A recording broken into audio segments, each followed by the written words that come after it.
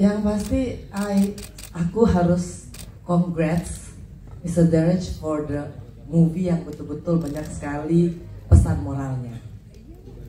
Banyak sekali parting yang sesungguhnya kalau kita tangkap detail itu banyak menyindir, banyak mengingatkan, dan juga banyak memberitahu kita bahwa ada konsekuensi dari setiap tindakan. Penulisnya luar biasa, sutradaranya. Tapi satu hal yang mungkin kita harus teliti tadi, yang dibocorin cara korupsinya cuma satu. Caranya cuma satu. Ya, nanti elaborasinya bisa lebih banyak, dan ini kan terkonsentrasi di wilayah eksekutif. Jadi kalau mau nyindir agak-agak ke legislatif, belum ada caranya tadi, ya kan? Caranya tadi itu hanya laporan fiktif, ya. Bagaimana sistem di dalam eksekutif itu akhirnya membuat yang ada di bawahnya menjadi subordinat, yang mungkin akhirnya tidak berdaya sehingga harus mengiyakan apa kata pimpinannya. Kemudian juga dengan ungkapan-ungkapan dari penguasa yang mengkomparasikan antara bikin senang keluarga itu juga oke loh. Ya, jadi benar-benar banyak sekali penyesatan dalam setiap kalimat yang akhirnya orang baik-baik bisa jadi gak baik. Ya, dan mudah-mudahan sih kalau misalkan kita berkaca kepada negeri tercinta ini, saya berharap betul bahwa tidak hanya adegan-adegan di korupsinya ya, tetapi justru adegan-adegan yang dimana para relawan yang harus turun. Ternyata ketika kita korupsi itu kita tidak merugikan satu orang saja, tidak hanya merugikan satu keluarga saja, tapi kita merugikan satu masyarakat, dan mungkin ini juga yang gak pernah terlihat karena memang sengaja untuk tidak diperlihatkan. Artinya banyak kerugian-kerugian yang masif dari tindakan korupsi itu yang memang akhirnya harus tenggelam agar supaya tidak menjadi bahan untuk dikonsumsi publik, sehingga akhirnya masyarakat marah.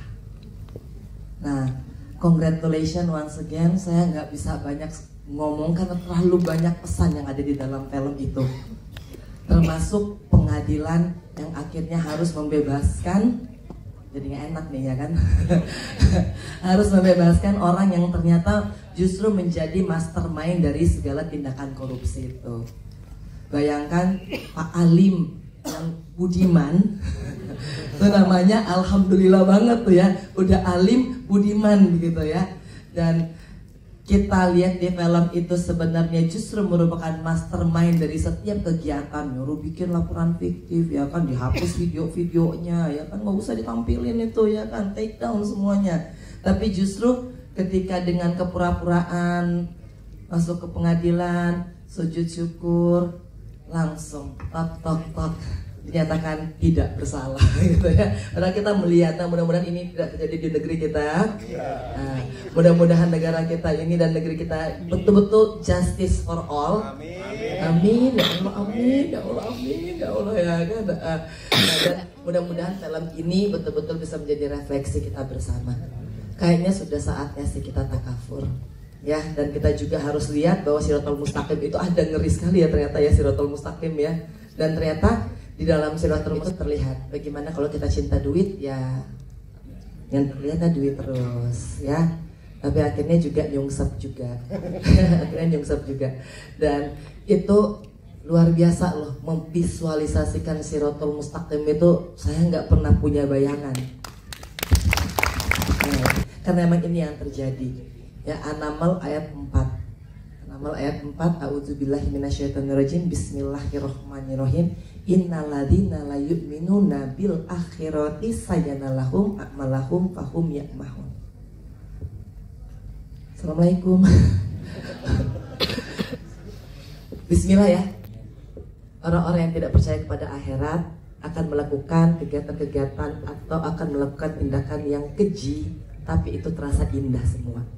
Bohong indah, nyuri indah, nipu indah, korupsi pun indah.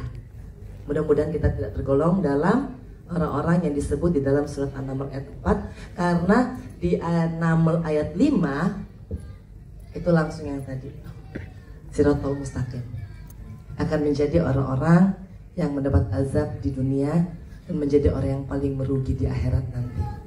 Begitu banyak referensi di negeri tercinta ini untuk saya create menjadi sosok alim yang ada di dalam layar tersebut. Banyak banget, jadi bahkan kadang-kadang saya harus memilah-milah mana yang paling enak untuk dimainkan, dan itu pasti banyak bicara dengan saudara, karena kan kita juga tidak boleh terlalu verbal, kita juga harus pandai-pandai ketika menyampaikan sesuatu gitu. Nggak perlu juga membuat orang lain tersinggung, kan itu juga salah satu pertimbangannya. Tapi yang pasti sangat mudah mendapatkan referensi di negeri ini untuk menjadi seorang koruptor. Terus kalau dialog yang dirubah mungkin ada sedikit ya, ada beberapa sedikit, karena ini saya sebenarnya sangat aktor yang sangat melayani skenario. Tapi kalaupun saya harus berubah, pasti saya akan berdiskusi dulu dengan saudara atau dengan penulisnya. Ada beberapa part yang memang agak ditambahkan, agak dikurangkan, tapi nggak begitu banyak, karena saya pikir skenario-nya udah. Pengalamannya luar biasa ya, karena challenge-nya itu di medan sih, banyak teknis, jadi membutuhkan stamina yang kuat ya, fisik. Dari awal Mas Bonti udah bilang ini filmnya bakal pantang-panting Mel, bakal belusukan, dan ya semua alhamdulillah berjalan lancar karena aku juga suka belusukan, suka adventure. Cuman memang kalau dari segi syuting kita kebalik jamnya, jadi cukup challenging, ngejar malam. Ya itu sih pengalaman apa lagi? Spiritual sih pertama kali aku disodorin judulnya aja aku udah cukup kayak langsung kesentil gitu, kayak apa ya gitu, gimana challenge-nya, mungkin gimana kita berada sampai di titik jembatan itu, antara penasaran tapi takut juga. Cuman ya karena ceritanya sendiri, aku selalu melihat sebuah film itu dari sebuah cerita yang kuat, dan menurut aku ini pantas diperjuangkan gitu. Sebuah perjalanan tentang keluarga yang indah, yang baik-baik aja, sampai ke jembatan Shiratal Mustaqim.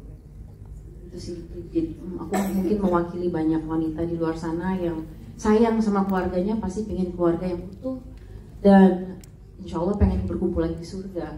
Tapi ternyata di dunia itu nggak segampang itu ya. Manusia tidak akan pernah luput dari kesalahan dengan cobaan, tapi mungkin yang membedakan kita dengan manusia lain, bagaimana kita mempertanggungjawabkan kesalahan itu sebelum semuanya terlambat, karena semua perbuatan kita pasti akan dipertanggungjawabkan di akhirat. Yeah.